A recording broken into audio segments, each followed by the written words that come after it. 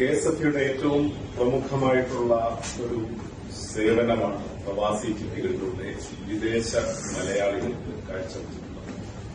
വിദേശ മലയാളികളുടെ സേവനങ്ങൾ, വിദേശ മലയാളികൾക്കുള്ള സേവനങ്ങൾ കെഎസ്എഫ്ഇ നൽകുമ്പോൾ അവർക്ക് വേണ്ട താൽപര്യം ഉണർത്തുക, ഈ സ്ഥാപനത്തിന്റെ പ്രമുഖമായിട്ടുള്ള ചിട്ടി ഉൽപ്പന്നത്തെ കൂടുതൽ ജനകീയവൽക്കരിക്കുക, വിദേശ മലയാളികൾക്ക് ഉൾപ്പെടെ ഉപയുക്തമാക്കുക, ഈ ലക്ഷ്യത്തോടുകൂടി ആരംഭിച്ചിട്ടുള്ള പ്രവാസി ചിട്ടികളുടെ വരിക്ക സ്വാഭാവികമായിട്ടും ചിട്ടി ബിസിനസ്സുമായി ബന്ധപ്പെട്ടുള്ള വ്യത്യസ്തങ്ങളായിട്ടുള്ള വിഷയങ്ങളെക്കുറിച്ച് പലപ്പോഴും അവരുടെ അഭിപ്രായങ്ങൾ, അതുപോലെ തന്നെ അവർക്കെന്തെങ്കിലും താൽക്കാലികമായോ സങ്കീർണമായോ ഒക്കെ ഉണ്ടാകുന്ന പ്രശ്നങ്ങൾ, അവയെക്കുറിച്ചൊക്കെ തന്നെ ഞങ്ങളുടെ ശ്രദ്ധയിലേക്ക് കൊണ്ടുവരാറുണ്ട്.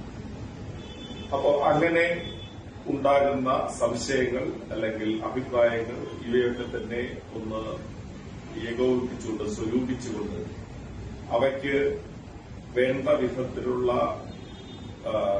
വിശദീകരണം നൽകുക എന്നുള്ള ഒരു ദൌത്യമാണ് കെഎസ്എഫ്ഇ ഇപ്പോ എല്ലാ മാസവും ഇടപാടുകാരുമായുള്ള സംവാദം എന്നുള്ള നിലയിൽ ഇപ്പോൾ നടപ്പാക്കാൻ ഉദ്ദേശിച്ചിട്ടുണ്ട്. അതിന്റെ ആ ഒരു പരമ്പരയുടെ ആദ്യ ഘട്ടമാണ് ഇന്ന് ഇപ്പോൾ ആരംഭിക്കുന്നത്.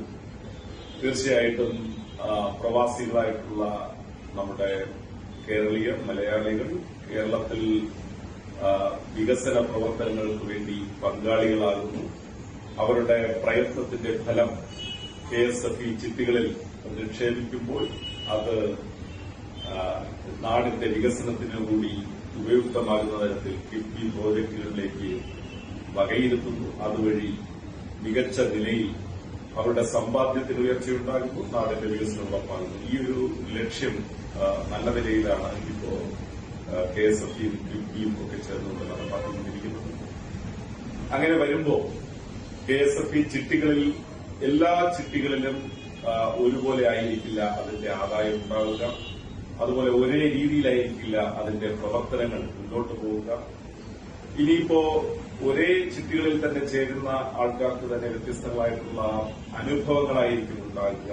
അത് ജാമ്യവ്യവസ്ഥയുടെ കാര്യത്തിൽ അല്ലെങ്കിൽ ഈടുകൾ മറ്റേതെങ്കിലും തരത്തിലുള്ള അവരുടെ കെവൈസിയോ മറ്റേതെങ്കിലും അവരുടെ ഡോക്യുമെന്റുകൾ സബ്മിറ്റ് ചെയ്യുന്ന കാര്യത്തിലോ തന്നെ എന്തെങ്കിലും പരാതികളോ പ്രശ്നങ്ങളോ ഉണ്ടാകുക. അപ്പൊ ഇത്തരം കാര്യങ്ങളൊക്കെ തന്നെ പല വിധത്തിലും അവരുടെ പരാതികളൊക്കെ തന്നെ പരിഹരിക്കുന്നതിന് വേണ്ടിയിട്ടുള്ള ശ്രമം കെഎസ്എഫ്ഇ നടത്താറുണ്ടെങ്കിൽ പോലും കൂടുതൽ ഇക്കാര്യത്തിൽ ഒരു നൈരന്തര്യം ഉറപ്പുവരുത്തുക എന്നുള്ളത് വളരെ പ്രധാനമാണ്. പലപ്പോഴും ഏതെങ്കിലും ഒരു ആശയമോ അല്ലെങ്കിൽ അതുപോലെ പ്രശ്നങ്ങളോ ഒക്കെ തന്നെ മനസ്സിൽ കരുതിക്കൊണ്ട് തന്നെ നമ്മുടെ ഇടപാടുകാർ ഇങ്ങനെ മുന്നോട്ട് പോകാറുണ്ട്. അപ്പൊ അതൊക്കെ കുറച്ചൊന്ന് മാറ്റിയെടുക്കുന്നതിന് വേണ്ടിയിട്ടും അവർക്ക് എന്തെങ്കിലും അവരിൽ നിന്ന് അവരുടെ ഭാഗത്ത് നിന്ന് ഈ സേവനവുമായി ബന്ധപ്പെട്ടുണ്ടാകാൻ സാധ്യതയുള്ള അവരുടെ പ്രശ്നങ്ങൾ ഒക്കെ തന്നെ കുറെ അധികം നമ്മൾ അനുഭവത്തിലൂടെ മനസ്സിലാക്കിയിട്ടുണ്ട്. അത് പറഞ്ഞില്ലെങ്കിൽ കൂടിയും അത് അവരുടെ താല്പര്യങ്ങൾ മനസ്സിലാക്കിയെടുത്ത് അവതരിപ്പിക്കുക, അതിന്റെ അത്തരം കാര്യങ്ങളുടെ എല്ലാ വശങ്ങളിലേക്കും വെളിച്ചം വീശുക എന്നൊക്കെയുള്ള ഒരു ലക്ഷ്യത്തോടുകൂടി കെഎസ്എഫ്ഇയുടെ പ്രഗത്ഭരായിട്ടുള്ള ഉദ്യോഗസ്ഥർ ഇന്നിപ്പോ നമ്മുടെ ഇടപാടുകാരുടെ ആഗ്രഹങ്ങൾക്കനുസരിച്ച് അവരുടെ അഭിപ്രായങ്ങൾക്കുള്ള വിശദീകരണവും പരാതികൾക്കുള്ള പരിഹാര നിർദ്ദേശങ്ങളുമായി മുന്നോട്ടുകൊണ്ടിരിക്കുകയാണ്. എനിക്ക് തോന്നുന്നു ഇത് പ്രവാസി ചിട്ടി ആരംഭിച്ചതിന് ശേഷം ഇടപാടുകാരുമായിട്ടുള്ള അഭേദ്യമായിട്ടുള്ള ബന്ധം ഊട്ടിയുറപ്പിക്കുന്നതിന് വേണ്ടിയിട്ടുള്ള ഏറ്റവും മികച്ച ഒരു കാൽവയ്പായിരിക്കും. നമ്മുടെ ഇതുമായി ബന്ധപ്പെട്ട് ഡിജിറ്റൽ ബിസിനസ് സെന്റർ തിരുവനന്തപുരത്താണ് സ്ഥാപിതമായിട്ടുള്ളത് എന്നെല്ലാം ഉള്ളതാണ്.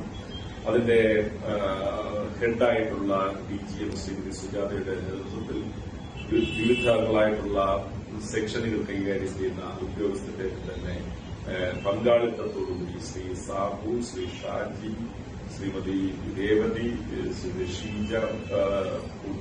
ഷീബ ഉൾപ്പെടെയുള്ള ഉദ്യോഗസ്ഥരുടെയൊക്കെ തന്നെ പങ്കാളിത്തത്തോടുകൂടി തീർച്ചയായിട്ടും മറ്റുള്ള ഒട്ടനവധി ഉദ്യോഗസ്ഥർക്ക് ഞാൻ മാനേജർമാരായിട്ടുള്ള എന്റെ സെക്ഷനുകളുടെ വിഭാഗങ്ങളുടെ ചുമതലക്കാരായിട്ടുള്ള അപ്പൊ ഇവരുടെയൊക്കെ തന്നെ ഭാഗത്ത് നിന്നും അതാത് വിഷയങ്ങളെ കുറിച്ചുള്ള കൂടുതൽ വ്യക്തത വരുത്തുന്നതിന് വേണ്ടിയിട്ടുള്ള ഒരു ശ്രമമാണ് ഈ ഒരു പരിപാടിയിലൂടെ ഫേസ്ബുക്ക് ലൈവിലൂടെ നമ്മളിപ്പോ നടപ്പാക്കാൻ ഉദ്ദേശിക്കുന്നത്.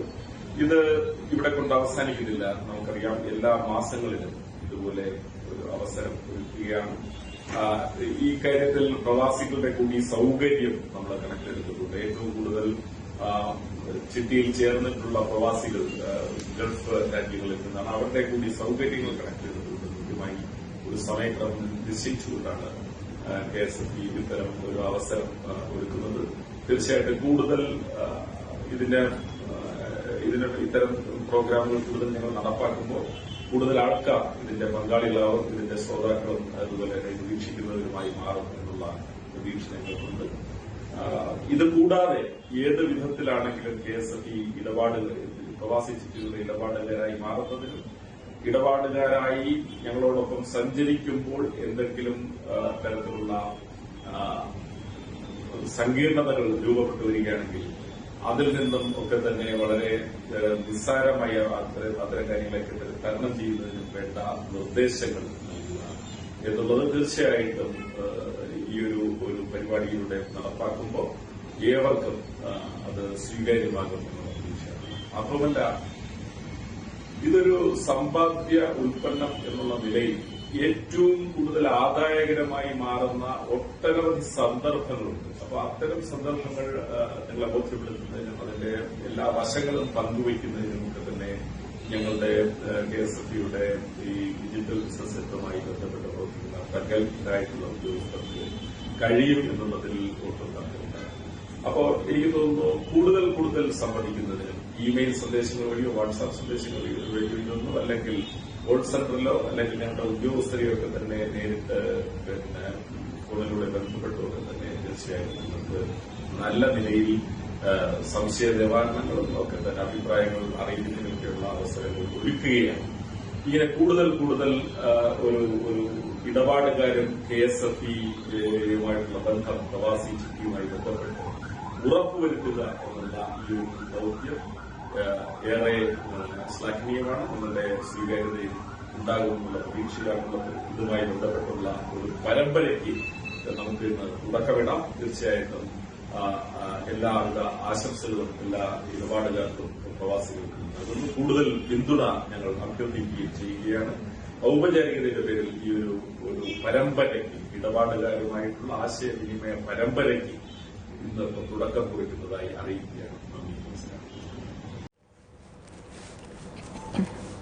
നമസ്കാരം, ഞാൻ Sujatha MT, KSFE digital business സെന്ററിലെ DGM ആണ്. ബഹുമാനപ്പെട്ട MD doctor SK Sanil sir ഇവിടെ സൂചിപ്പിച്ചതുപോലെ KSFE പ്രവാസി ചിട്ടിയുടെ മാന്യ ഇടപാടുകാർക്ക് അവരുടെ സംശയങ്ങൾ നിവർത്തിക്കുന്നതിന് വേണ്ടിയിട്ടുള്ള പരമ്പരയുടെ ആദ്യത്തെ സെഷനാണ് ഇന്നിവിടെ ഈ FB ലൈവിലൂടെ നടത്തപ്പെടുന്നത്. ഞങ്ങളുടെ പ്രിയപ്പെട്ട ഇടപാടുകാരുടെ സംശയങ്ങൾ മുൻകൂട്ടി തന്നെ ഇമെയിൽ വഴി ഞങ്ങൾ ശേഖരിക്കുകയും അതിനുള്ള വിശദീകരണങ്ങളും മറുപടികളുമൊക്കെയാണ് ഇന്ന് ഈ FB ലൈവിലൂടെ നടത്തപ്പെടാൻ പോകുന്നത്.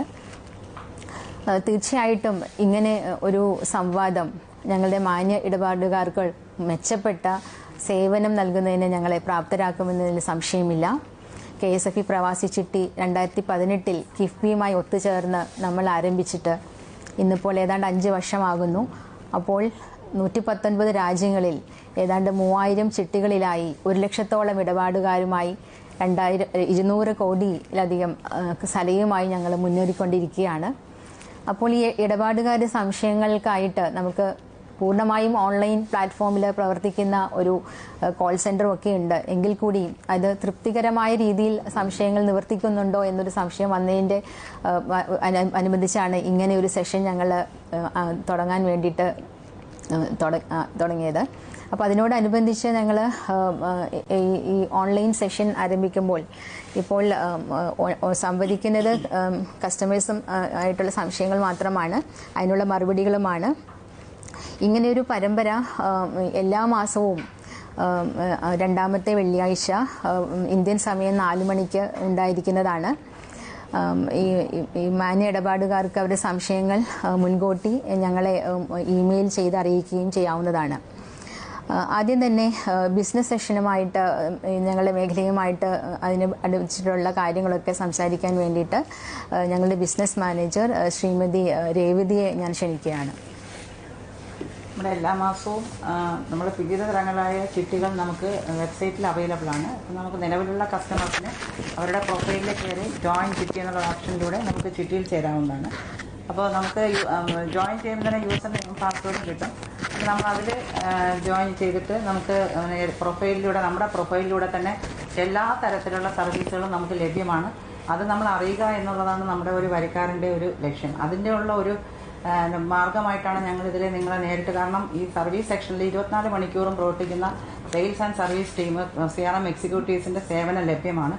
എന്നിട്ടും പല സംശയങ്ങളും അവരുടെ തന്നെ പ്രൊഫൈലിലൂടെ നമുക്ക് വരിക്കാരുടെ തന്നെ പ്രൊഫൈലിൽ അവരുടെ തന്നെ കസ്റ്റമർ പാസ്ബുക്കും അതിന് റിലേറ്റഡ് ആയിട്ടുള്ള സെക്യൂരിറ്റീസും എല്ലാം തന്നെ കാണാവുന്ന തരത്തിലാണ് നമ്മൾ സംവിധാനം ചെയ്തിരിക്കുന്നത്. എന്നിട്ടും ആൾക്കാരുടെ സംശയങ്ങൾ ഒട്ടനവധിയാണ്. അപ്പോൾ അതിനെ ഒരു എഡ്യൂക്കേഷൻ എന്നുള്ള തരത്തിലാണ് നമ്മളിങ്ങനെ ഒരു കസ്റ്റമർ മീറ്റ് എന്നുള്ള നിലയ്ക്ക് നമ്മൾ അവരെ എഡ്യൂക്കേറ്റ് ചെയ്യാം എന്നുള്ള തരത്തിൽ ഇത് ആരംഭിച്ചിരിക്കുന്നത്. അപ്പോൾ നമുക്ക് ബിസിനസ് ആണെങ്കിൽ നമ്മുടെ നിലവിൽ നമുക്ക് 1 ലക്ഷം മുതൽ 2500 തവണ അടയ്ക്കുന്നത് മുതലുള്ള ഒരു 40 മാസത്തെ ചിട്ടി, 1 ലക്ഷം മുതൽ 1 കോടി വരെയുള്ള ചിട്ടികൾ നമുക്ക് ലഭ്യമാണ്. 25 മാസം കാലാവധി മുതൽ 100 മാസം കാലാവധി വരെയുള്ളതാണ് അതിൻ്റെ ദൈർഘ്യമുള്ള ചിട്ടികളും ലഭ്യമാണ്. ഓരോരുത്തരുടെ ആവശ്യമനുസരിച്ചും അവർക്ക് അടയ്ക്കാനുള്ള തുകയുടെ അതനുസരിച്ചും നമുക്ക് ചിട്ടി നമ്മൾ തന്നെയാണ് ചിട്ടി സെലക്ട് ചെയ്യേണ്ടത്. ആവശ്യക്കാരുടെ ആവശ്യം അനുസരിച്ചും നമ്മുടെ കപ്പാസിറ്റി ഫിനാൻഷ്യൽസ് അനുസരിച്ചുമാണ് നമ്മൾ ചിട്ടി തിരഞ്ഞെടുക്കേണ്ടത്. ചിട്ടി നമ്മൾ വിളിച്ചെടുക്കുമ്പോൾ നമുക്ക് എന്താവശ്യമുണ്ടോ, ചിട്ടി ഉടനെ ആവശ്യമുള്ളവർക്ക് ഷോർട്ട് ഡ്യൂറേഷൻ ചിട്ടികളും ഒരു സേവിങ്സ് എന്ന നിലയിൽ ദീർഘകാല ചിട്ടികളും സെലക്ട് ചെയ്യുന്നതാണ് ഉത്തമം. നമ്മൾ പലർക്കും ചിട്ടി എങ്ങനെ തിരഞ്ഞെടുക്കണം, ചിട്ടി അതെങ്ങനെ വിനിയോഗിക്കണം എന്ന് അറിയാത്തത് കൊണ്ടാണ് പല അബദ്ധങ്ങളിലും നമ്മൾ വരുന്നത്. ഏതൊരു ഫിനാൻഷ്യൽ പ്രോഡക്റ്റ് ഉപയോഗിക്കുമ്പോഴും അതിൻ്റെ എല്ലാ സാധ്യതകളും മനസ്സിലാക്കിയിട്ട് വേണം നമ്മളൊരു ചിട്ടി തിരഞ്ഞെടുക്കാൻ.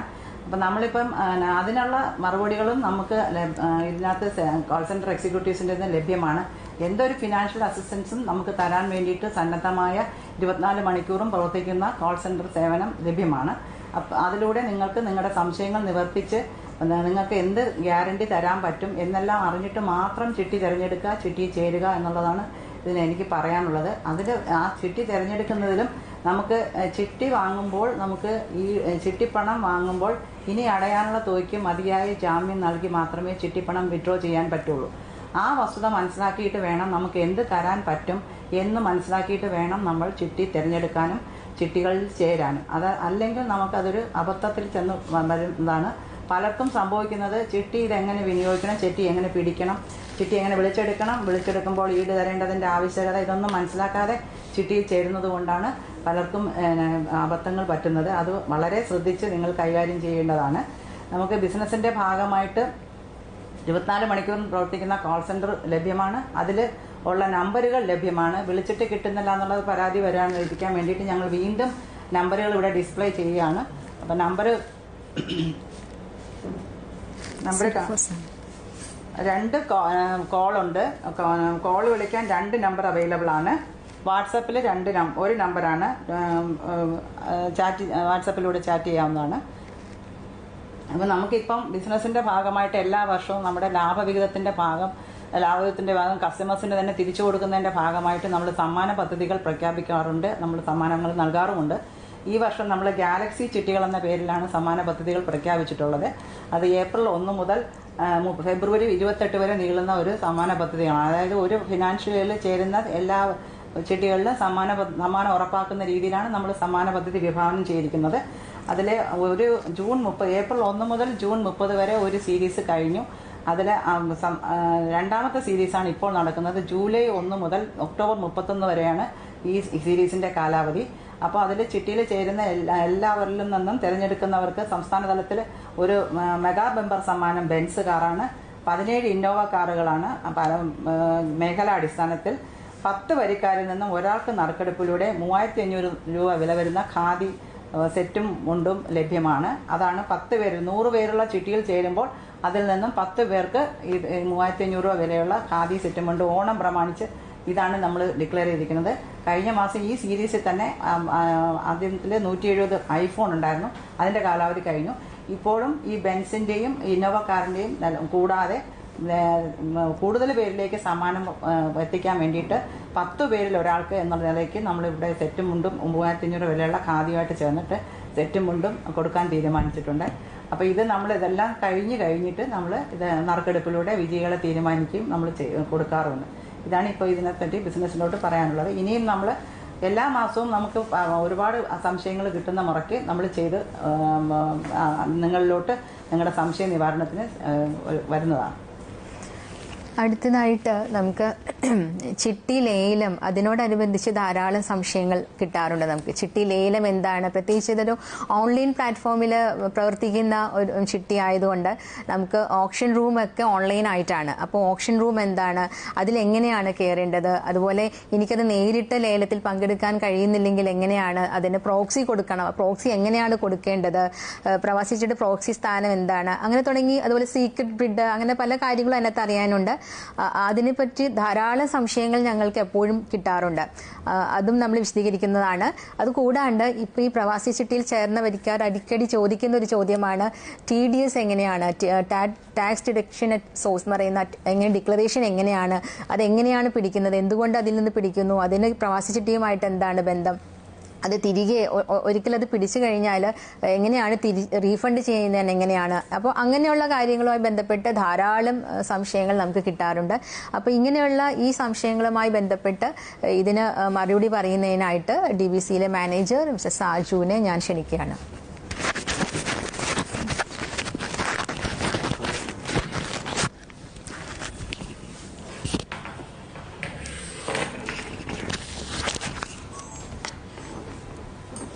ലോകത്തിൻ്റെ ഏത് ഭാഗത്തിരുന്നും ഒരു മലയാളിക്ക് ചിട്ടിയിൽ ചേരാൻ സാധിക്കുന്ന ഒരു നൂതന സംരംഭമാണ് KSFE പ്രവാസി ചിട്ടി. നേരത്തെ പറഞ്ഞതുപോലെ ഇത് 2018 ആരംഭിച്ചു. അതിനേക്കാൾ ഉപരി ലോകത്തിലെ ആദ്യത്തെ ഒരു സംവിധാനമാണ് ഓൺലൈൻ ഓപ്ഷൻ. വേറെ ഒരു പ്രോഡക്റ്റിലും ഇതുള്ളതായിട്ട് അറിവില്ല. ഇങ്ങനെ ഓൺലൈൻ ഓപ്ഷൻ നടത്തുമ്പോൾ അല്ലെങ്കിൽ അതിലേക്ക് പങ്കെടുക്കുമ്പോൾ പലപ്പോഴും പല അബദ്ധങ്ങളും നമുക്ക് പറ്റാറുണ്ട്.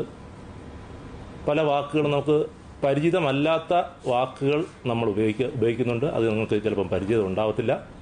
ഇങ്ങനെയുള്ളതിനെക്കുറിച്ചുള്ള ഒരു ചെറിയ അവബോധമാണ് ഇവിടെ നൽകാനായിട്ട് ഉദ്ദേശിക്കുന്നത്.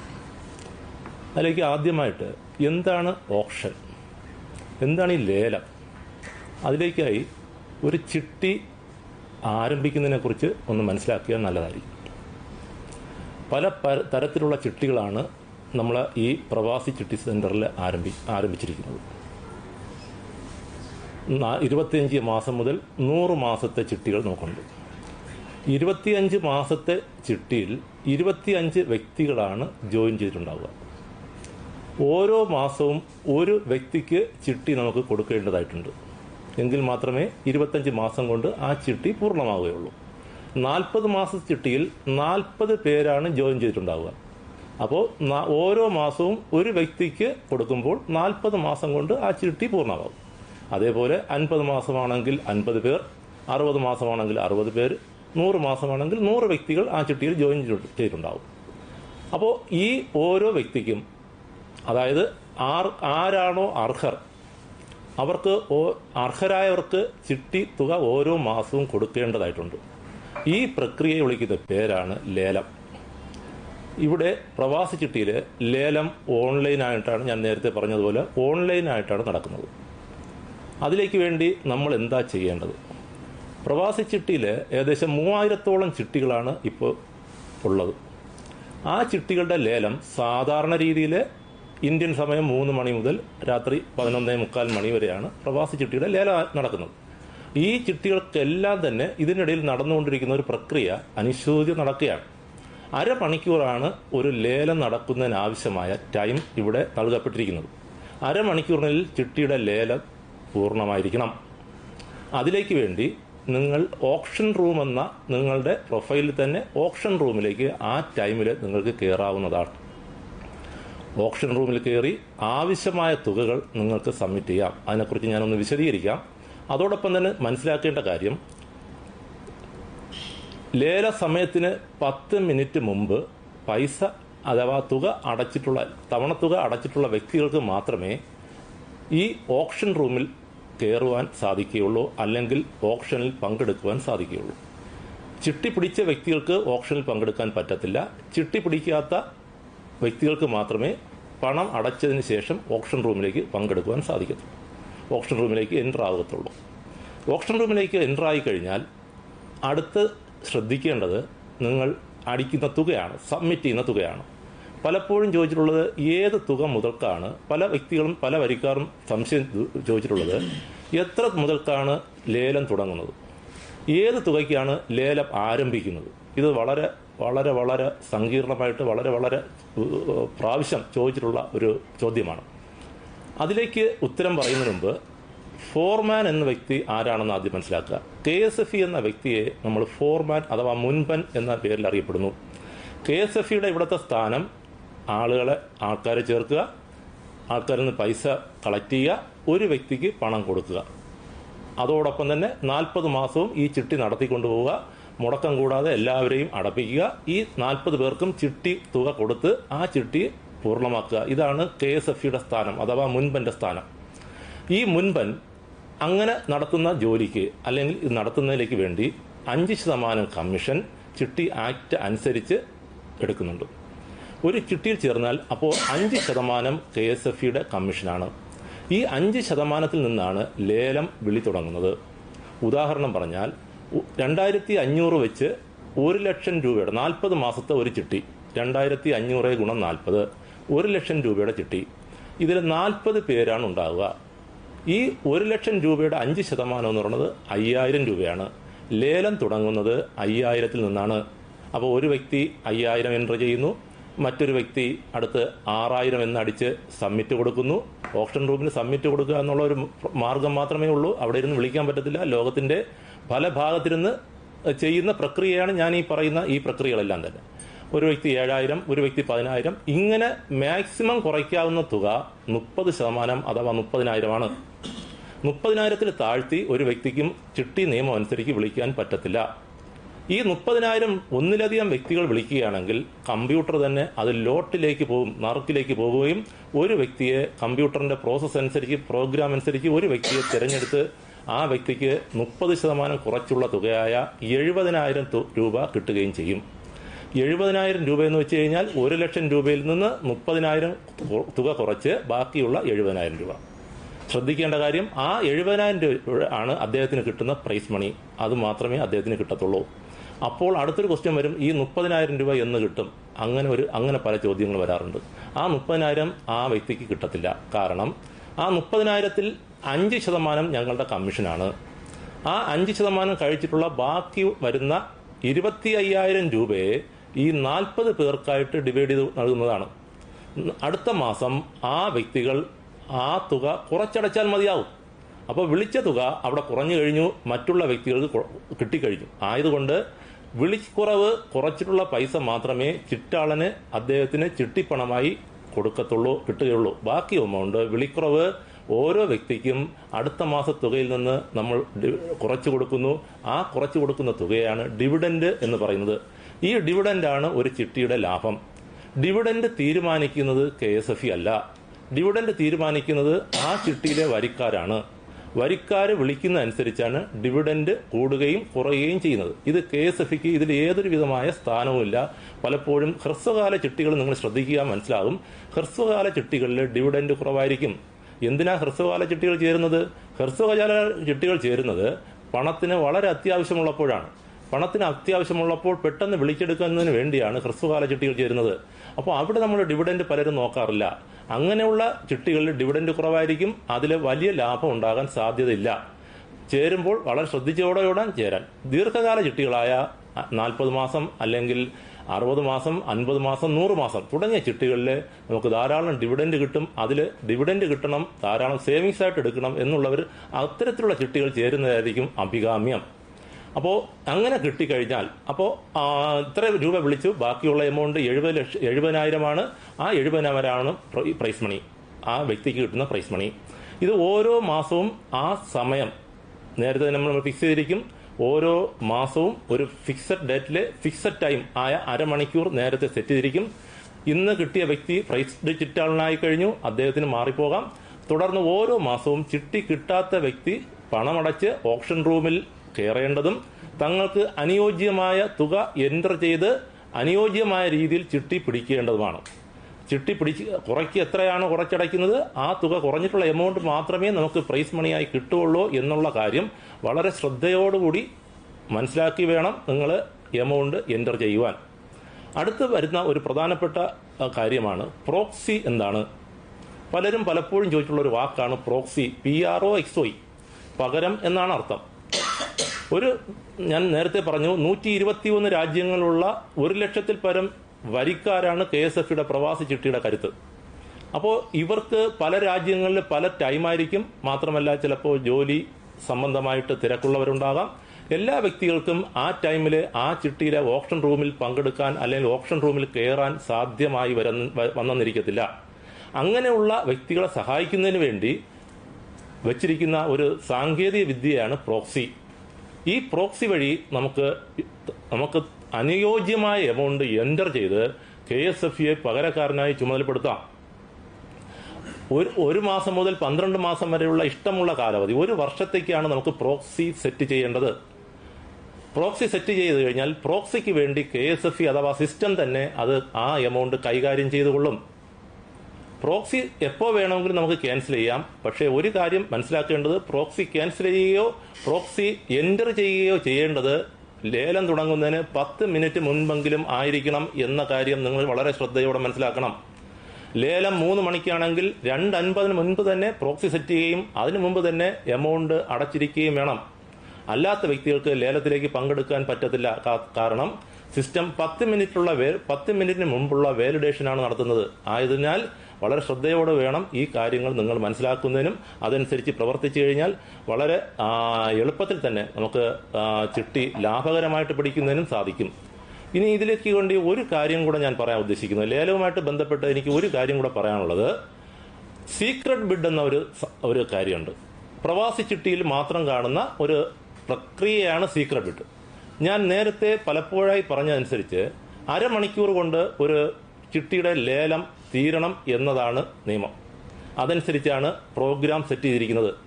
എന്നാൽ പല സന്ദർഭങ്ങളിൽ കുറേശ്ശെ എമൗണ്ട് ധാരാളം വ്യക്തികൾ വളരെ കുറഞ്ഞ തുകകൾ എൻ്റർ ചെയ്യുന്നതിന്റെ ഫലമായി അരമണിക്കൂറിനുള്ളിൽ തീരാൻ സാധിക്കാത്ത പല അവസരങ്ങളും ഉണ്ടാകാറുണ്ട്.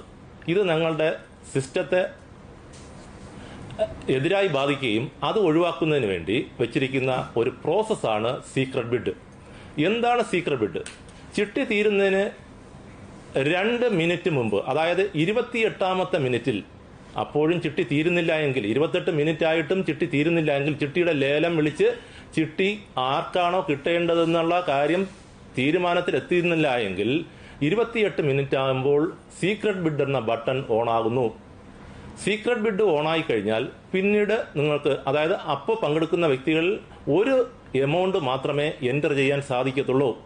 ശ്രദ്ധിക്കുക, സീക്രട്ട് ബിഡ് ഓണായി കഴിഞ്ഞാൽ പിന്നീട് പങ്കെടുക്കുന്ന വ്യക്തികൾക്ക് ഓരോരുത്തർക്കും ഓരോ എമൗണ്ട് മാത്രമേ എൻ്റർ ചെയ്യാൻ സാധിക്കത്തുള്ളൂ. ആ എൻ്റർ ചെയ്യുന്ന തുകയിൽ കമ്പ്യൂട്ടർ നോക്കി എല്ലാം എൻ്റർ ചെയ്ത് കഴിഞ്ഞ് ആ 2 മിനിറ്റ് കഴിയുമ്പോൾ ആ എൻ്റർ ചെയ്ത തുകയിൽ ആർക്കാണോ ഏറ്റവും കൂടുതൽ എൻ്റർ ചെയ്തിരിക്കുന്ന തുക ആ വ്യക്തിക്ക് ഈ ചിട്ടി കിട്ടുന്നതായിരിക്കും. ഇതാണ് സീക്രട്ട് ബിഡിനെ കുറിച്ച് പറയാനുള്ളത്. സീക്രട്ട് ബിഡിനേക്കാളും പ്രോക്സി ഉണ്ടെങ്കിൽ, പ്രോക്സി അവിടെയും കൊടുത്തിരിക്കാം, സീക്രട്ട് ബിഡിനേക്കാളും നേരത്തെ തന്നെ സെറ്റ് ചെയ്ത പ്രോക്സി ഉണ്ടെങ്കിൽ ഏറ്റവും കൂടുതൽ വിളിച്ച തുകയിൽ നിന്ന് 1 രൂപ കൂട്ടി, ഏറ്റവും കൂടുതൽ വിളിച്ച തുകയിൽ നിന്ന് 1 രൂപ കൂട്ടി പ്രോക്സിക്ക് കൊടുക്കുന്നതായിരിക്കും. ശ്രദ്ധിക്കുക, പലപ്പോഴും കംപ്ലൈന്റ് വന്നിട്ടുള്ള കാര്യം, എന്തിനാണ് 1 രൂപ കൂട്ടുന്നത്, ആരോ ഇവിടെ ഇരുന്ന് ഇങ്ങനെ ഒരു പണി ചെയ്യുന്നുണ്ടല്ലോ എന്ന് പല കസ്റ്റമേഴ്സും ഇവിടെ കംപ്ലൈന്റ് പറഞ്ഞിട്ടുണ്ട്. ആരും അങ്ങനെ ചെയ്യുന്നതല്ല, പ്രോക്സിക്ക് വേണ്ടി ആ എമൗണ്ട് കൊടുക്കുകയാണ്. പ്രോക്സിയെ സഹായിക്കുന്നതിന് വേണ്ടി ഏറ്റവും കൂടുതൽ എമൗണ്ട് അടച്ചിരിക്കുന്ന വ്യക്തിയേക്കാൾ 1 രൂപ കൂട്ടി കൊടുക്കുന്ന പ്രക്രിയയാണ് അവിടെ നടക്കുന്നത്. ആയതുകൊണ്ട് നിങ്ങൾ ഏതുവിധമായ സംശയിക്കേണ്ട കാര്യമല്ല, അത് സിസ്റ്റം ചെയ്യുന്നതും പ്രോക്സിയെ സഹായിക്കുന്നതിന് വേണ്ടി ചെയ്തിരിക്കുന്ന കാര്യമാണ്. പ്രോക്സി എന്ന് വെച്ച് കഴിഞ്ഞാൽ പകരക്കാരൻ, ചിട്ടിയിൽ ലേലത്തിൽ പങ്കെടുക്കാൻ പറ്റാതെ KSFE ചുമതലപ്പെടുത്തിയിരിക്കുന്ന വ്യക്തിയെയാണ് നമ്മൾ പ്രോക്സി എന്ന് പറയുന്നതെന്ന് ഞാൻ നേരത്തെ പറഞ്ഞു കഴിഞ്ഞു. ഒന്നുകൂടെ ഓർമ്മിപ്പിക്കുകയാണ്. ഇതാണ് ലേലത്തെക്കുറിച്ച് പറയാനുള്ളത്. ഇതിനെക്കുറിച്ച് ഒരു ചെറിയ വീഡിയോ ഞാൻ നിങ്ങളോടൊപ്പം ഷെയർ ചെയ്യാനായിട്ട് ആഗ്രഹിക്കുന്നു. അതൊന്ന് കാണുക. അതിനോടൊപ്പം എന്തെങ്കിലും സംശയമുണ്ടെങ്കിൽ നിങ്ങൾ കമന്റ് ചെയ്യുക. ഓപ്ഷൻ ലേലം തുടങ്ങുന്നതിന് 10 മിനിറ്റ് മുൻപ് യൂസർ ഐഡിയും പാസ്വേഡും ഉപയോഗിച്ച് ലോഗിൻ ചെയ്ത് ഓപ്ഷൻ റൂമിൽ പ്രവേശിക്കാവുന്നതാണ്. ആദ്യം എൻറ്റർ ഓപ്ഷൻ റൂം എന്ന ഓപ്ഷനിൽ ക്ലിക്ക് ചെയ്യുക. ഇവിടെ ഒരു കാര്യം ശ്രദ്ധിക്കുക. നിങ്ങളുടെ ഓപ്ഷൻ റൂം ഒരു പോപ്പപ്പ് വിൻഡോ ആണ്. ആയതിനാൽ ബ്രൗസറിന്റെ പോപ്പപ്പ് ബ്ലോക്ക് ഒഴിവാക്കാനായി മുകളിൽ ഈ ഓപ്ഷനിൽ ക്ലിക്ക് ചെയ്ത് പോപ്പപ്പ് അലൗ ചെയ്യേണ്ടതാണ്. എന്നിട്ട് ലേലം ആരംഭിക്കുന്ന സമയത്ത് അടിസ്ഥാന തുകയായ 5% നിന്നും ലേലം വിളിച്ച് തുടങ്ങാവുന്നതാണ്. ഈ കമ്മീഷൻ തുക താഴെ കാണാവുന്നതാണ്. ഒരു കാര്യം ശ്രദ്ധിക്കേണ്ടത്, പരമാവധി വിളിക്കാൻ കഴിയുന്നത് ചിട്ടി തുകയുടെ 30%. ലേലം തുക വിളിക്കുന്നതിനനുസരിച്ച് ഉപഭോക്താവിന് ലഭിക്കുന്ന പ്രൈസ് മണി ഇവിടെ കാണിച്ചുകൊണ്ടിരിക്കും.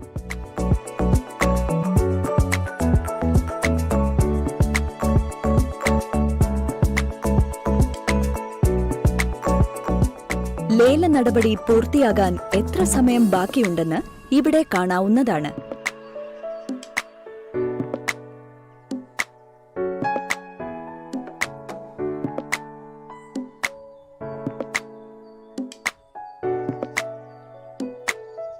മുപ്പത് മിനിറ്റാണ് ലേലം വിളിയുടെ പരമാവധി സമയം. ഉപഭോക്താവ് ലേലം വിളിച്ച് 30 സെക്കൻഡ് സമയം വേറെ ആരും ലേലം വിളിച്ചില്ല എങ്കിൽ ഫസ്റ്റ് കോൾ അനൗൺസ് ചെയ്യും. ഫസ്റ്റ് കോളിന് ശേഷം 30 സെക്കൻഡ് കാത്തിരുന്ന് സെക്കൻഡ് കോളും തുടർന്ന് 30 സെക്കൻഡിന് ശേഷം തേർഡ് കോൾ വിളിച്ച് ലേലം അവസാനം വിളിച്ച ആൾക്ക് ഉറപ്പിക്കും. ലേലം വിളിയുടെ അവസാനം പ്രൈസ് മണി എത്ര രൂപയാണെന്നും വിജയിച്ച ആളുടെ ചിറ്റാൽ നമ്പറും പേരും സ്ക്രീനിൽ കാണിക്കുന്നതായിരിക്കും. ചില സമയത്ത് ഒന്നിലധികം പേർ പരമാവധി ലേലത്തുകയിൽ എത്തിയാൽ നറുക്കെടുപ്പിലേക്ക് നീങ്ങും. ഇവിടെ ശ്രദ്ധിക്കേണ്ടത്, ലേലം വിളിയിൽ പങ്കെടുത്ത എല്ലാവർക്കും നറുക്കെടുപ്പിൽ പങ്കെടുക്കാൻ അവസരമുണ്ടായിരിക്കും. ഇതിനായി അവരവരുടെ ചിറ്റാൽ നമ്പർ ടിക്ക് ചെയ്ത ശേഷം ഈ കാണുന്ന ജോയിൻ ഡ്രോ എന്ന ഓപ്ഷൻ ക്ലിക്ക് ചെയ്യേണ്ടതാണ്. ഒന്നിലധികം ചിറ്റാൽ നമ്പറുകൾ ഉള്ളവരാണെങ്കിൽ ആ ചിറ്റാൽ നമ്പറുകളും നറുക്കെടുപ്പിൽ ഉൾപ്പെടുത്താവുന്നതാണ്. അതിനായി ഇവിടെ കാണിക്കുന്ന ബാക്കി ചിറ്റാൽ നമ്പറും ക്ലിക്ക് ചെയ്ത് നേരത്തെ പറഞ്ഞതുപോലെ ജോയിൻ ഡ്രോ കൊടുത്താൽ മതിയാകും. ജോയിൻ ഡ്രോയിൽ ക്ലിക്ക് ചെയ്ത ഉപഭോക്താക്കളുടെയും ചിട്ടി നമ്പർ വെച്ച് ഓൺലൈനിലൂടെ നറുക്കെടുപ്പ് നടത്തും. പൂർണ്ണമായും സിസ്റ്റം ജനറേറ്റ് ചെയ്യുന്ന രീതിയിലാണ് നറുക്കെടുപ്പ് നടത്തുന്നത്. ഫ്രീക്വൻ്റ് ആയിട്ട് ചോദിച്ചുകൊണ്ടിരിക്കുന്ന ഒരു ക്വസ്റ്റ്യൻ, അതാണ് ഞാൻ ഇവിടെ അടുത്ത് അവതരിപ്പിക്കുന്നത്. ആ ക്വസ്റ്റ്യന് ഏറ്റവും പ്രധാനപ്പെട്ട ആൻസർ പറയുന്നതിന് ഏറ്റവും പ്രധാനപ്പെട്ട ഒരു മാസവും കൂടെയാണ് ജൂലൈ മാസം. എന്താണ് ജൂലൈയുടെ പ്രത്യേകത എന്ന് വരുന്ന സമയങ്ങളിൽ തന്നെ നിങ്ങൾക്ക് മനസ്സിലാകും. ഇൻകം ടാക്സ് ഡിപ്പാർട്ട്മെൻറ്റ് ഏവർക്കും അറിയാവുന്നതാണ്. വരുമാന നികുതിയാണ് അവരുടെ കാര്യം. പ്രവാസി ചിട്ടിയിൽ ഇൻകം ടാക്സിനുള്ള സ്ഥാനം എന്താണ്? TDS എന്ന് പറയുന്നത് പലപ്പോഴും വളരെയധികം ഒരു കീറാമുട്ടിയായിട്ട് പ്രവാസി ചിട്ടി വരിക്കാർ പല വിഷയങ്ങളിലും പല സന്ദർഭങ്ങളിലും ഉന്നയിച്ചിട്ടുള്ള ഒരു കാര്യമാണ്. എന്തിനാണ് TDS പിടിക്കുന്നത്? TDS പിടിച്ചാൽ അത് റീഫണ്ട് ആകുമോ? അതിന് എന്താണ് മാർഗം? ഇങ്ങനെയുള്ള പല ക്വസ്റ്റ്യൻസും അവർ പല സന്ദർഭങ്ങളിലും ചോദിച്ചിട്ടുണ്ട്. TDS പിടിച്ചു കഴിഞ്ഞാൽ അത് റീഫണ്ട് ആകുന്നതിന് വേണ്ടി ITR ഡിക്ലറേഷൻ അല്ലെങ്കിൽ ITR റിട്ടേൺ ഫയൽ ചെയ്യേണ്ട മാസമാണ് ജൂലൈ 31. ഓർക്കുക, ഈ മാസം 31-ാം തീയതിയാണ് കഴിഞ്ഞ വർഷത്തെ നിങ്ങളിൽ നിന്ന് പിടിച്ച TDS റീഫണ്ട് ആകുന്നതിനോ അല്ലെങ്കിൽ അതനുസരിച്ചുള്ള ക്ലെയിം കിട്ടുന്നതിന് വേണ്ടി ഫയൽ ചെയ്യേണ്ട ലാസ്റ്റ് ഡേറ്റ്. അതുകൊണ്ടാണ് ഈ മാസത്തിന് ഈ ഒരു പ്രത്യേകത വന്നത്. ഞങ്ങൾ ഇങ്ങനെ ഒരു സംരംഭം ആരംഭിച്ചത് തന്നെ ഇതിന് ഒരു തക്കതായ മറുപടി അല്ലെങ്കിൽ തക്കതായ അവബോധം നിങ്ങൾ ഉണ്ടാക്കുക എന്നുള്ള വ്യക്തമായ ലക്ഷ്യത്തോടു കൂടിയാണ്. എന്താണ് TDS? നമുക്കറിയാം, ഇന്ത്യയിൽ വരുമാനം സമ്പാദിക്കുന്ന ഓരോ വ്യക്തിയും TDS കൊടുക്കാൻ അല്ലെങ്കിൽ നികുതി കൊടുക്കാൻ ബാധ്യസ്ഥരാണ്. നമ്മൾ സമ്പാദിക്കുന്ന വരുമാനത്തിൻ്റെ ഒരു ഭാഗമാണ് നികുതിയായിട്ട് ഗവൺമെൻറ്റിലേക്ക് പോകുന്നത്. ഗവൺമെൻറ് ഈ നികുതിയുടെ സഹായത്തോടു കൂടിയാണ് പലവിധമായ വികസന പ്രവർത്തനങ്ങളും അതേപോലെ തന്നെ സാമൂഹിക ക്ഷേമ പ്രവർത്തനങ്ങളും നടത്തി നാടിൻ്റെ വികസനത്തിൽ പങ്കാളികളാക്കുകയാണ് യഥാർത്ഥത്തിൽ ചെയ്യുന്നത്. ഇവിടെ TDS KSFE പ്രവാസി ചിട്ടിയിൽ എന്താണ് പ്രത്യേകത? TDS എപ്പോഴാണ് പ്രവാസി ചിട്ടിയിലെ അംഗങ്ങൾ അടയ്ക്കേണ്ടി വരുന്നത്? പ്രവാസി ചിട്ടിയിൽ ഒരു വ്യക്തി ജോയിൻ ചെയ്തു കഴിഞ്ഞാൽ ഞാൻ നേരത്തെ അവതരിപ്പിച്ചതുപോലെ ആ ചിട്ടി അദ്ദേഹത്തിന് പിടിക്കുന്നു. ചിട്ടിപ്പണം ഒന്നുകിൽ അദ്ദേഹം മതിയായ ജാമ്യം നൽകി അദ്ദേഹത്തിന് കൈപ്പറ്റാവുന്നതാണ്, അല്ലെങ്കിൽ ആ ചിട്ടിപ്പണം ഇവിടെ തന്നെ നിക്ഷേപിക്കാവുന്നതാണ്. ചിട്ടിപ്പണം നിക്ഷേപിച്ചു കഴിഞ്ഞാൽ ആ ഡെപ്പോസിറ്റർ, അതായത് ചിട്ടിപ്പണം നിക്ഷേപിച്ച ആ വ്യക്തി അതിന് തൊട്ടടുത്ത മാസം മുതൽ പലിശ കിട്ടുന്നതിന് അർഹനായിരിക്കും, അഥവാ ഇൻട്രസ്റ്റ് കിട്ടാൻ അർഹനായിരിക്കും. ഈ കിട്ടുന്ന ഇൻട്രസ്റ്റിന്മേലാണ് നികുതി പിടിക്കുന്നത്. അപ്പോൾ ശ്രദ്ധിക്കേണ്ട കാര്യം, ചിട്ടി അടയ്ക്കുന്നത് കൊണ്ടല്ല TDS പിടിക്കുന്നത്, ചിട്ടിയിൽ ചേർന്നത് കൊണ്ടല്ല TDS പിടിക്കുന്നത്, FD ഇട്ടത് കൊണ്ടും ഫിക്സഡ് ഡെപ്പോസിറ്റിന്മേൽ അതിന്മേൽ കിട്ടുന്ന പലിശയുടെ TDS ആണ് പിടിക്കുന്നത്. അതിലേക്ക് വേണ്ടി അത് ഒഴിവാക്കുന്നതിന് വേണ്ടി എന്ത് ചെയ്യണം, അല്ലെങ്കിൽ അത് കൃത്യമായ രീതിയിൽ ചെയ്യുന്നതിന് വേണ്ടി എന്ത് ചെയ്യണം എന്നതിനെക്കുറിച്ചുള്ള ഒരു ചെറിയ അവബോധം ഞാൻ പറയാം. അതിലേക്ക് വേണ്ടി ആദ്യം ചിട്ടി പിടിച്ചു കഴിഞ്ഞ ഒരു വ്യക്തി അദ്ദേഹത്തിൻ്റെ പ്രൊഫൈലിൽ പ്രൈസ് മണി റിക്വസ്റ്റ് എന്ന ഒരു ഓപ്ഷൻ ഉണ്ട്. അത് സെലക്ട് ചെയ്ത് പ്രൈസ് മണി റിക്വസ്റ്റ് സബ്മിറ്റ് ചെയ്യണം.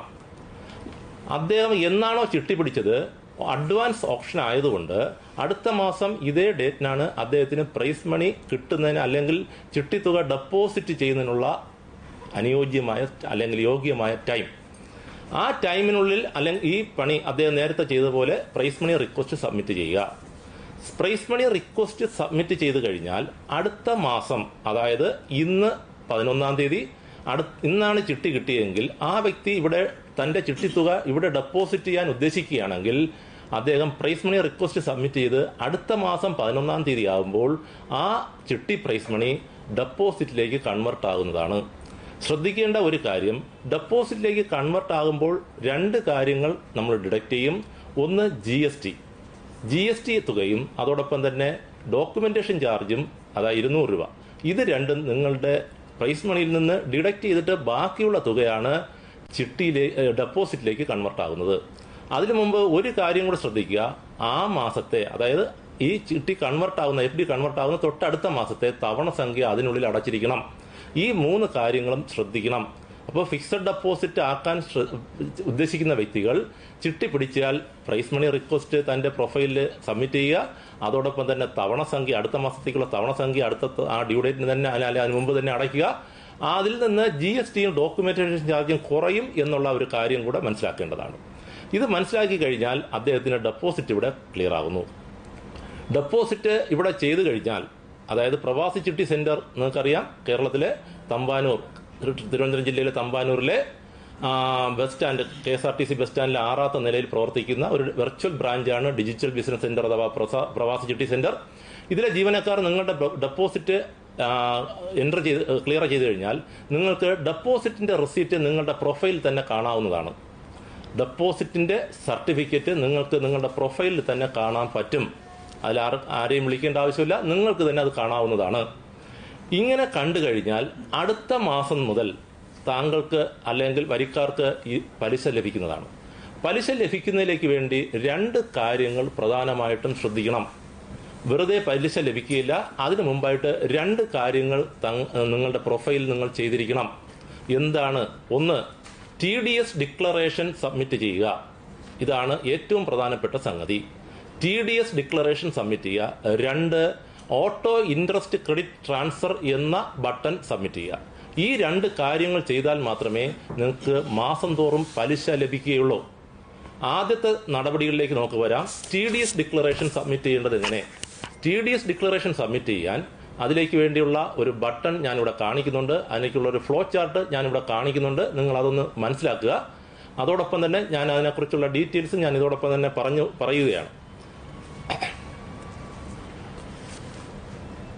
TDS ഡിക്ലറേഷൻ സബ്മിറ്റ് ചെയ്യുന്നത് നിങ്ങളുടെ പ്രൊഫൈലിലെ ഫിക്സഡ് ഡിപ്പോസിറ്റ് എന്ന ടാബിലെ ഡെപ്പോസിറ്റ് ഡിക്ലറേഷൻ, TDS ഡിക്ലറേഷൻ എന്നതാണ്. അത് എൻ്റർ ചെയ്യുമ്പോൾ അതിൻ്റെ റൈറ്റ് സൈഡിൽ മുകൾ ഭാഗത്തായി NRI റെസിഡന്റ് എന്നീ 2 ബട്ടണുകൾ നിങ്ങൾക്ക് കാണാൻ സാധിക്കും. അതിലെ നിങ്ങൾക്ക് അനുയോജ്യമായ ബട്ടൺ ഏതാണോ അതാണ് സെലക്ട് ചെയ്യേണ്ടത്. അതിനെക്കുറിച്ചുള്ള ചെറിയൊരു അവബോധം ഞാൻ നിങ്ങൾക്ക് നൽകാം. നിങ്ങളൊരു NRI സ്റ്റേറ്റസ് ആണോ റെസിഡന്റ് സ്റ്റേറ്റസ് ആണോ നിങ്ങൾക്ക് ഇങ്ങനെ മനസ്സിലാക്കാം.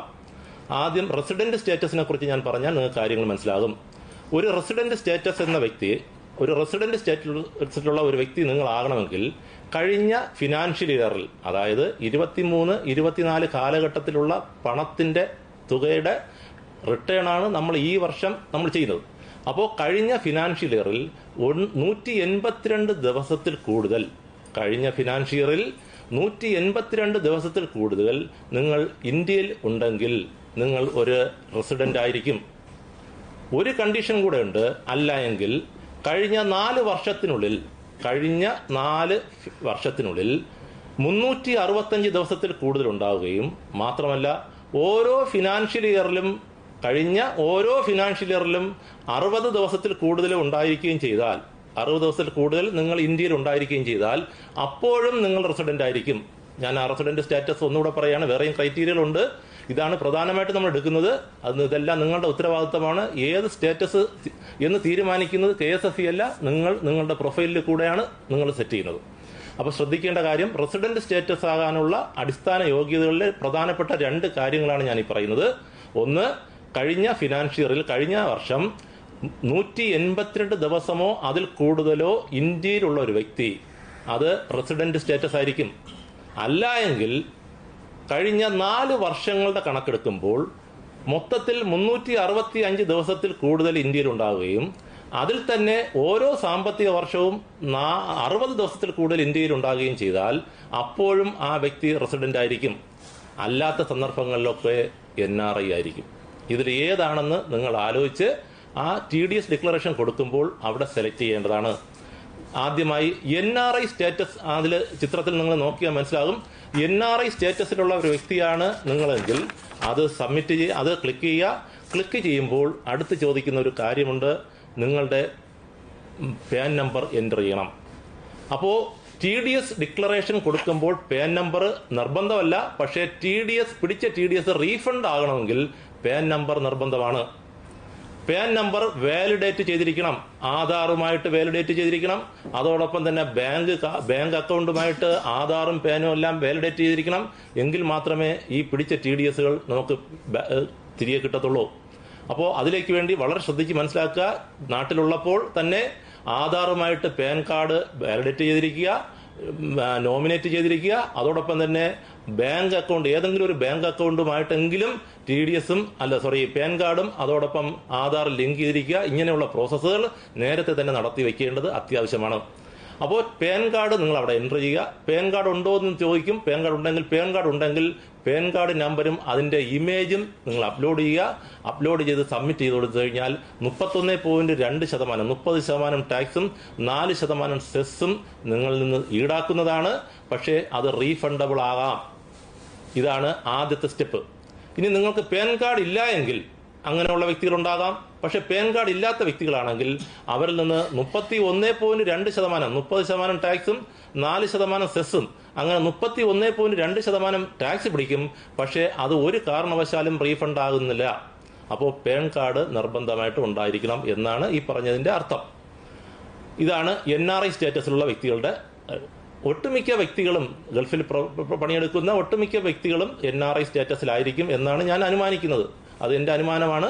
നിങ്ങൾക്ക് തിരിച്ചും എടുക്കാം. നേരത്തെ പറഞ്ഞ പോലെ റെസിഡന്റ് ആണെങ്കിൽ തീർച്ചയായിട്ടും റെസിഡന്റ് സ്റ്റാറ്റസിലും നിങ്ങൾക്ക് ചെയ്യാം. ഞാൻ ആ റെസിഡന്റ് സ്റ്റാറ്റസിനെ കുറിച്ചാണ് അടുത്ത് പറയുന്നത്. റെസിഡന്റ് സ്റ്റാറ്റസ് ഉള്ള വ്യക്തിയാണെങ്കിൽ ആദ്യം അദ്ദേഹത്തിനോട് റെസിഡന്റ് സ്റ്റാറ്റസ് ക്ലിക്ക് ചെയ്ത് കഴിഞ്ഞാൽ അടുത്ത് ചോദിക്കുന്നത് പാൻ കാർഡ് ഉണ്ടോ ഇല്ലയോ.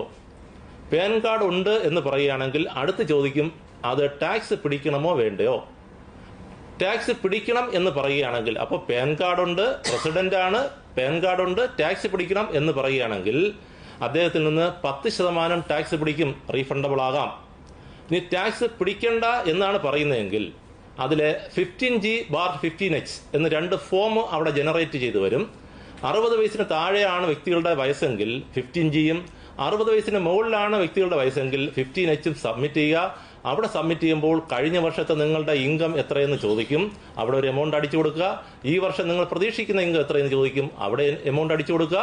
അവിടെ എമൗണ്ട് അടിച്ചു കൊടുത്ത് ഇത്രയും കഴിഞ്ഞിട്ട് സബ്മിറ്റ് കൊടുത്തു കഴിഞ്ഞാൽ ആ ഭാഗം ക്ലിയർ ആകുന്നു.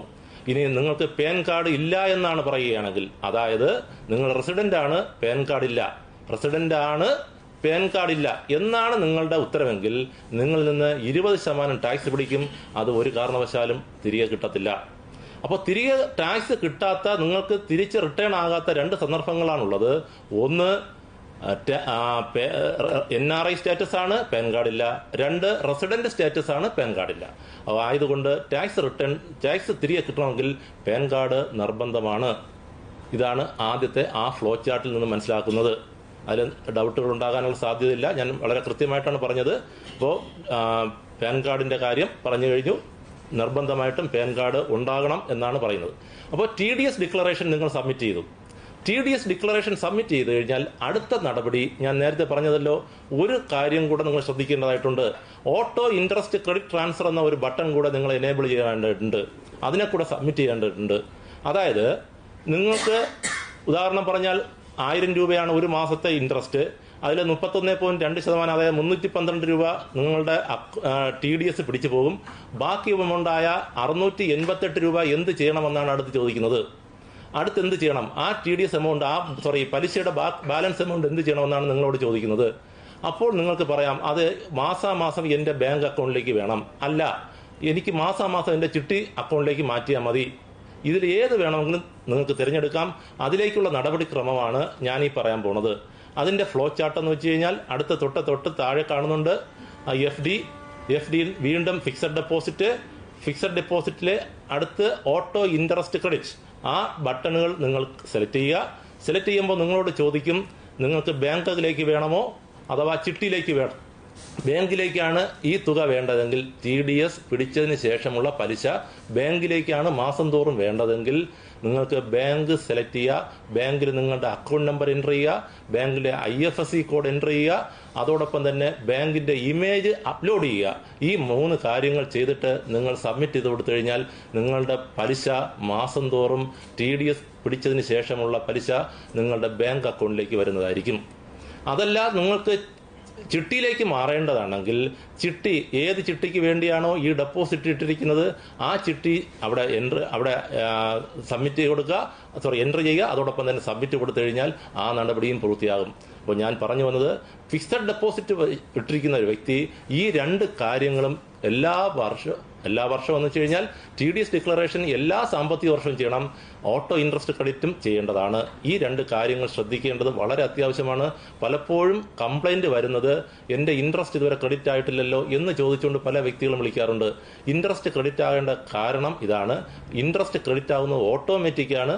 അതിലേക്ക് വേണ്ടിയുള്ള നടപടിക്രമങ്ങൾ നിങ്ങൾ പൂർത്തിയാക്കിയിരിക്കണമെന്ന് മാത്രം. ആ നടപടിക്രമങ്ങളാണ് ഞാൻ ഈ പറഞ്ഞു വന്നത്. ഇതാണ് TDS പിടിച്ചത്. ഇനി അടുത്ത ക്വസ്റ്റ്യൻ, ഈ പിടിച്ച TDS എങ്ങനെയാണ് റീഫണ്ട് ആകുന്നത്? പിടിച്ച TDS റീഫണ്ട് ആകുന്നത് എങ്ങനെ? ഇപ്പോൾ കാര്യങ്ങൾ നിങ്ങൾക്ക് മനസ്സിലായി. TDS പിടിച്ചു കഴിഞ്ഞു. NRI സ്റ്റാറ്റസ് ആണെങ്കിൽ 31.2% TDS പിടിച്ചു കഴിഞ്ഞു. ഇനി ഈ TDS എങ്ങനെ നമുക്ക് റീഫണ്ട് ആക്കാനായിട്ട് സാധിക്കും? TDS റീഫണ്ട് ആകുന്നത് 2.5 ലക്ഷം രൂപ വരുമാനമുള്ള വ്യക്തിയാണെങ്കിൽ നിങ്ങൾക്ക് TDS പൂർണ്ണമായിട്ടും ഒഴിവാക്കുന്നതാണ്. അതിലേക്ക് വേണ്ടി നമുക്ക് എന്താണ് ചെയ്യേണ്ടത്? ഇന്ത്യയിലെ വരുമാനമാണ് നമ്മൾ ഈ പറയുന്നത്. ഇന്ത്യയിലെ വരുമാനം എന്ന് പറയുന്നത് വേറെ നിങ്ങൾക്ക് പല ഇന്ത്യയിലെ ബാങ്കുകളിൽ ഡെപ്പോസിറ്റ് ഉണ്ടാകാം, അതിന്മേലുള്ള പലിശ നിങ്ങൾക്ക് കിട്ടാം. അതോടൊപ്പം തന്നെ നിങ്ങൾക്ക് പല കെട്ടിടങ്ങൾ വാടകയ്ക്ക് കൊടുത്തിട്ടുണ്ടാകാം, അതിന്മേലുള്ള വാടക നിങ്ങൾക്ക് കിട്ടാം. ഇങ്ങനെയുള്ള വാടകയും പലിശയും എല്ലാം കൂടെ ചേർത്ത് 2.5 ലക്ഷത്തിന് രൂപയിൽ താഴെയാണെങ്കിൽ തീർച്ചയായിട്ടും നിങ്ങൾക്ക് പിടിച്ച തുക മുഴുവനായിട്ട് റീഫണ്ട് ആകുന്നതാണ്. അതല്ല കൂടുതലുണ്ടെങ്കിൽ തന്നെയും നിങ്ങൾക്ക് റീഫണ്ട് ആകാനുള്ള സാധ്യത വളരെ കൂടുതലാണ്. അപ്പോൾ പിടിച്ച തുക എന്തായിരുന്നാലും നിങ്ങൾക്ക് റീഫണ്ട് ആകാൻ സാധ്യത വളരെ കൂടുതലാണ്. അതിലേക്ക് വേണ്ടിയുള്ള നടപടിക്രമങ്ങളാണ് ഞാൻ അടുത്ത് പറയാനായിട്ട് പോകുന്നത്.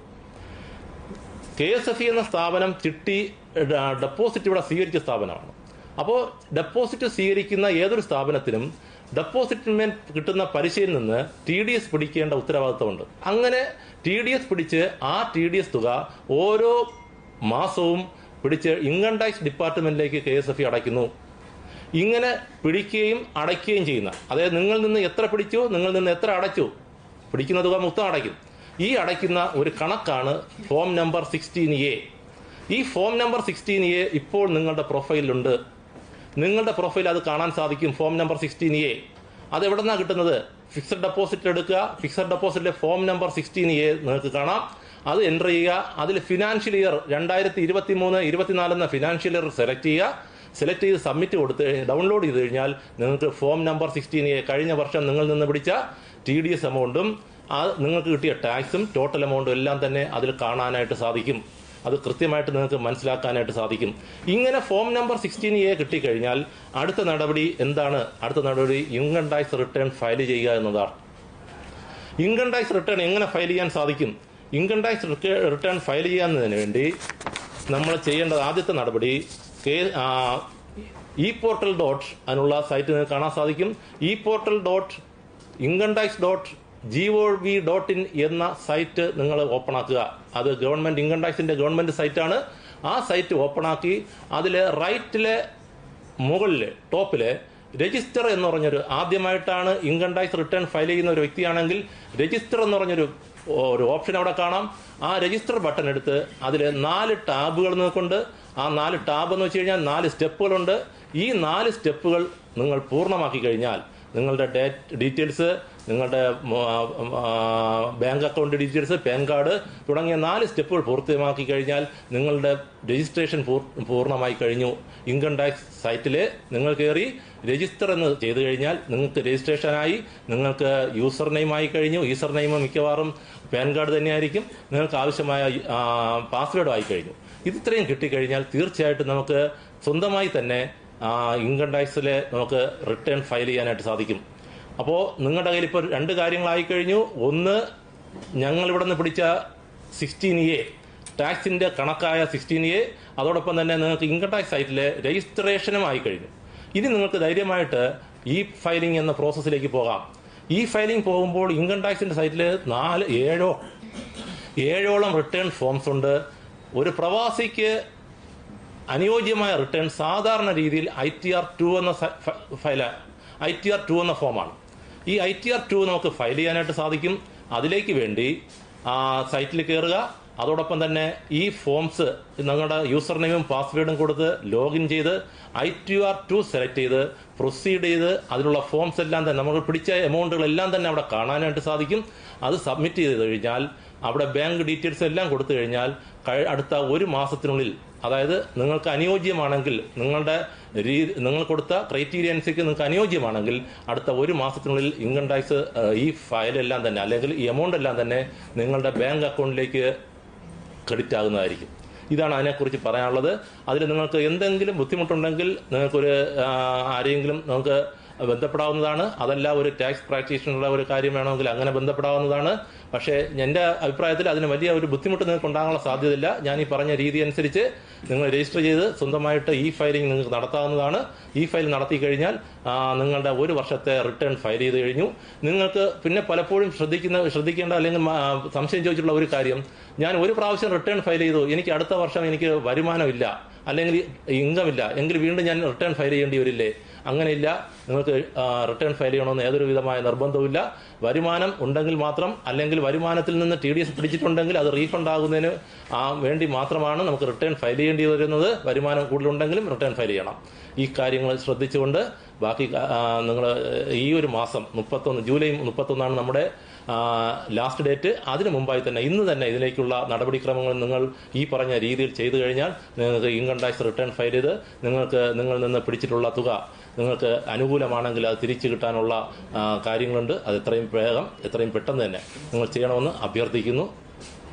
അതോടൊപ്പം തന്നെ ഒരു ക്വസ്റ്റ്യനും കൂടെ ഞാൻ മറുപടി പറഞ്ഞുകൊണ്ട് ഞാൻ എൻ്റെ വാക്കുകളിൽ നിന്ന് നിൽക്കുകയാണ്.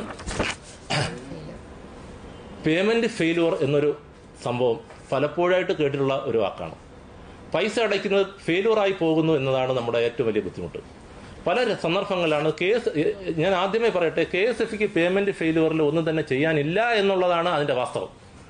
പേയ്മെന്റ് ഫെയിലുവർ എന്തുകൊണ്ടുണ്ടാകുന്നു? പല സന്ദർഭങ്ങളിൽ നിങ്ങൾക്കറിയാം. നിങ്ങളുടെ മൊബൈൽ ആപ്പ് വഴിയോ നിങ്ങളുടെ സൈറ്റ് വഴിയോ നിങ്ങൾ എമൗണ്ട് തുക നമ്മൾ പ്രവാസി എൻ്റർ ചെയ്യുമ്പോൾ നമുക്ക് യൂണിയൻ ബാങ്കിന്റെ PayU എന്ന PG, HDFCയുടെ CC അവന്യൂ, സൗത്ത് ഇന്ത്യൻ ബാങ്കിന്റെ വേൾഡ് ലൈൻ, CSBയുടെ CC അവന്യൂ, ബാങ്ക് ഓഫ് ബറോഡയുടെ CC Avenue, SBI mobile, Federal ബാങ്കിന്റെ ഫെഡ്നെറ്റ് തുടങ്ങി 7ഓളം പേയ്മെന്റ് ഗേറ്റ് വേകൾ നിങ്ങൾക്ക് കാണാനായിട്ട് സാധിക്കും.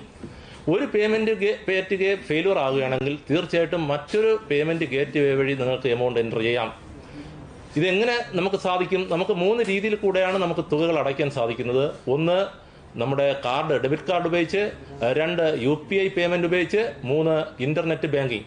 ഇതിൽ ഏത് സാഹചര്യത്തിൽ വേണമെങ്കിലും നിങ്ങൾക്ക് ഏതൊരു വ്യക്തിയുടെ കാർഡ് ഉപയോഗിച്ച് വേണമെങ്കിലും പ്രവാസി ചിട്ടിയിലേക്ക് നിങ്ങൾക്ക് പണം അടയ്ക്കാവുന്നതാണ്. കാർഡ് ഉപയോഗിക്കുകയാണ് കൂടുതൽ ഫെയിലിയർ ഉണ്ടാകാനുള്ള സാധ്യത വരുന്നത്. കാർഡ് ഉപയോഗിക്കുമ്പോൾ ശ്രദ്ധിക്കേണ്ട കാര്യങ്ങൾ: 1, ഇ-കൊമേഴ്സ് ആക്ടിവേറ്റ് ചെയ്യാൻ ശ്രദ്ധിക്കുക. അതായത് നിങ്ങളുടെ കാർഡുണ്ട്, പക്ഷെ നിങ്ങൾ ഇതുവരെയായിട്ട് കാർഡ് ഉപയോഗിച്ച് ഒരു സാധനം പോലും നിങ്ങൾ ഇതുവരെ പർച്ചേസ് ചെയ്തിട്ടില്ല. അങ്ങനെയാണെങ്കിൽ നിങ്ങൾക്ക് ഇ-കൊമേഴ്സ് ചിലപ്പോൾ ആക്ടിവേറ്റ് ആയിരിക്കില്ല. അങ്ങനെയാണെങ്കിൽ പേയ്മെന്റ് ഫെയിലിയർ വരാനുള്ള സാധ്യത വളരെ കൂടുതലാണ്. 2, ചിലപ്പോൾ പല വ്യക്തികൾക്കും പല സന്ദർഭങ്ങളിൽ ഇൻസഫിഷ്യന്റ് ഫണ്ടായിട്ട് പോലും ചിലപ്പോൾ ചെയ്യാറുണ്ട്. അത് ഒഴിവാക്കുക.